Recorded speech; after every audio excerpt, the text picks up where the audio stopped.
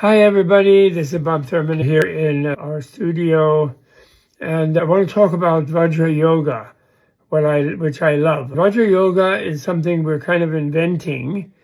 as a middle ground between Indo-Tibetan Vajrayana,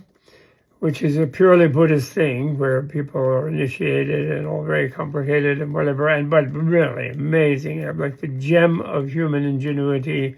and Buddhan ingenuity in history, if you will. And then there's yoga,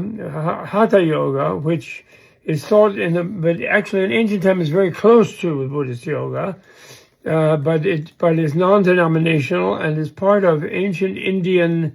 inner tech, based on ancient Indian inner science. Yoga means, what it really means, yoga is connecting yourself and your life and your body, mind, and your purpose with reality, which India, based on the discovery of Buddha, Patanjali, Badarayana, Mahavira, all the great yogis and siddhas and attained beings, enlightened beings of the Buddha team, what I call, not the Buddhist religion, but the Buddha team that generated different religions in India and basically discovered that reality is good, that reality is not dominated by gods that could be mad and bad and harmful, that you had to appease with rituals, although that does exist, but that's not the determiner of reality. The reality in which those gods thrive, humans thrive, even demons can come to bother you in this reality,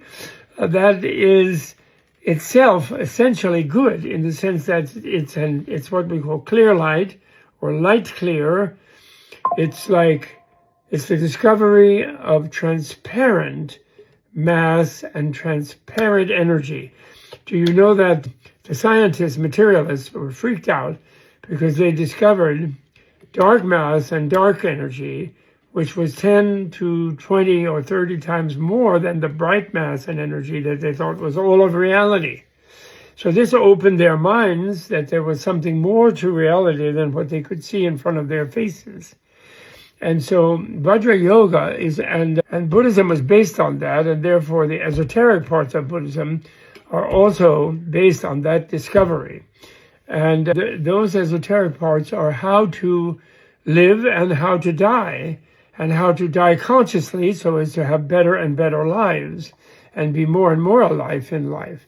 And so it's the absolute crown jewel of the Buddhist teaching, not just in Tibet, but in India, Tibet, also China, Japan, especially more Japan than China, actually, strangely, for various reasons I don't have time to explain here. Indonesia, even, it was all over the place, and in ancient Asia. And now it's really most strongly alive in Tibet, as even also the Japanese are the second in line with that, and it's coming back in India. But on the other hand, India had Hindu Tantra and Jain Tantra and other kinds, so that in a way, the product of the Buddha team, the esoteric product of the Buddha team, was alive in India in all of the religious dimensions, so it's not really basically religion.